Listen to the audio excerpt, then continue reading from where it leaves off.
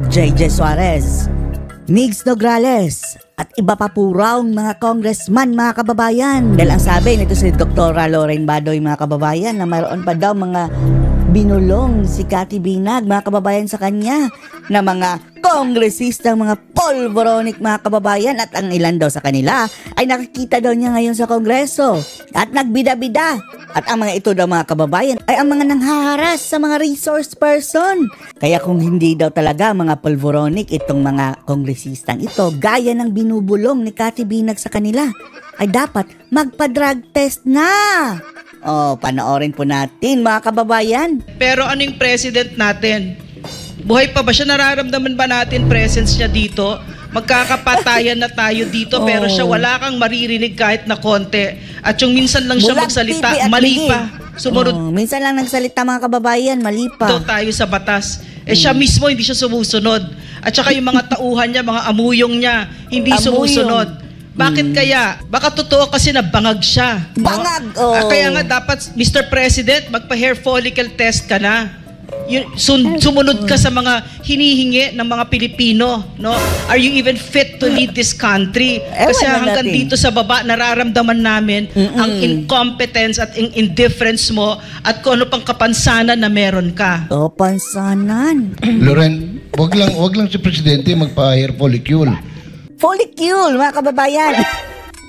Hair follicle, Jason sa drug test, dapat isama na niya si Secretary Abalos. Tambaluslos, Abalos. Isama sa DILG. Dapat isama na rin niya si Ivan Uy ng si JJ Suarez. Special mention si JJ Suarez mga kababayan. Si JJ Suarez, na congressman ng Quezon. Migs Nograles. Migs Nograles. Special mention ka ni Dr. Lauren Badoy. Magpa-hair follicle drug test na daw kayo. Dapat kasama rin niya, no? Kasi kapanaling, dapat kasama rin niya si Conrado Estrella III. Yes. Nandar. Dapat kasama rin si Anton Lagdameo ng Special Assistant to the President. Anton Lagdameo na pinangalanan ni Cathy Binag mga kababayan. Si Herman Chu, si Laurel. Laurel. Pagkatapos, dapat lahat sila. Si Tambaluslos mga kababayan, Martin Romualdez, dapat number 1 na ipa-drug test din ha. Paratis. We saw that today in Congress, no? Nagbibidahan ang mga legislators kung sino yung pinaka-arrogante, sino yung may grave, yung sino mas magaling manangga at gumawa ng grave abuse of power. Grabe ka, bosado nyo itong mga nasa kongreso mga kababayan, no? Kaya tama ito sinasabi ni Lauren Badoy. Magpa-drug test sila dahil baka tripping na yan ng mga bangag mga kababayan. Pati si Roque ha, hindi lang nakadalo sa hearing mga kababayan ng isang beses out of the 4 hearings. Dahil akala niya walang hearing noon na Friday. Tapos akala din niya meron siyang schedule dun sa hearing sa korte, ibang kaso po mga kababayan, kaya nag-excuse. Hindi tinanggap mga kababayan, gustong ipa-contempt, gustong ipakulong sa kongreso. Honest mistake na Roque daw mga kababayan ha. Nag-apologize naman si Roque pero gusto nilang ipakulong na, which is yan naman talaga ang gusto nila Dati-rati pa, gusto talaga nilang ikulong yan doon sa kongreso si Roque. Hindi nila makitaan ng mali mga kababayan sa kanilang pag-cross-examination dahil wala naman talaga, sinet up lang yan si Roque. Kaya tiniknikal nila mga kababayan. Si Roque na isang human rights lawyer mga kababayan ha, hinaras. Ano ba kaya tayo? Mga ordinaryong Pilipino. No, sino yung at nakikita natin dito for the past how many days. And this to me is the landmark of the Marcos administration. Hindi ito nangyayari in pockets lang. Parang tripping, no? This is happening all over the country. This is happening to powerful men with millions of followers like Pastor Quiboloy. It's happening to a former cabinet secretary of the Duterte administration. It's happening to the vice president. It's happening to the former president. You can bet it's happening to every citizen that they can do this to. No, so kanina nakita natin sa Kongreso yung sinabi ni Ron Salo, no? Dati alam ko may prinsipyo 'yan. Wala pala, talagang wala na talaga. Eto mga kababayan ha, yung congressman na nagpa-contempt kay Roque. Ninong pa niya sa kasal si Roque. Professor pa niya sa law. Pinakontempt mga kababayan. Dapat din ipa-drug test yun, hair follicle mga kababayan. Ipapakulong mo dahil hindi lang nakadalo. Dahil nagkamali, akala niya mayroon siyang hearing nung araw na iyon sa ibang korte. At humingi naman ng sorry. Ganyan na baka walang consideration dyan sa Kongreso? At isa pa, imbitado lang siya mga kababayan, invited. Hindi po siya pinasapina ha? Tira dyan sa Kongreso na yan. So, ang sinabi niya, case spokes kung bakit niya isa-cite for contempt. At ano pa, ginandahan pa niya, sinabi niya, dahil ninong kita, dahil lopang, di ba? So, paano kung hindi ninong? Paano kung kalaban? Mabubulo ka dyan sa mga kababayan sa Congress? Makukontempt ka? Because he was exercising his right to free expression. Paano yung ilang milyon, 19 million and 999 something Filipinos na hindi mo ninong at hindi mo law professor sa law? At ano pa, at kasamahan pa niyan dati sa Congress dahil dating congressman niya si Roque Ano yon? Mabubulok na lang sila sa detention center. Ibig sabihin, kailangan magpasalamat pa si spokesman. Dapat i-drug test din ito si Salo mga kababayan dahil anti-tripping din Sabi ni Cathy Binag, binulong kay Lauren Badoy na marami rin daw pulvoronic dyan. Okay sa'yo, diba? Dahil 24 hours lang. Ganyan nakawalang North Compass itong mga ito. Wala nang moralidad.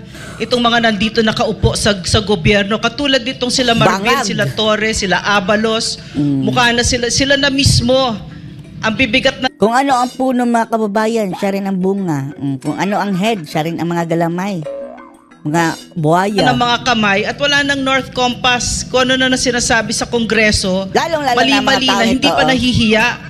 Itong si Abalos, Marbil, si Diwata, at yan pong isa na sa Davao. Andyan na meron ng inassign sa Davao na hindi naman taga Davao. Video na evidence and it cannot lie. And yet hayagan sasabihin nila that who's that police colonel Santiago?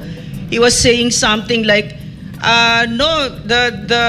nag-ask kami ng permission ng maayos, di ba? But we had video proof, we had visual proof.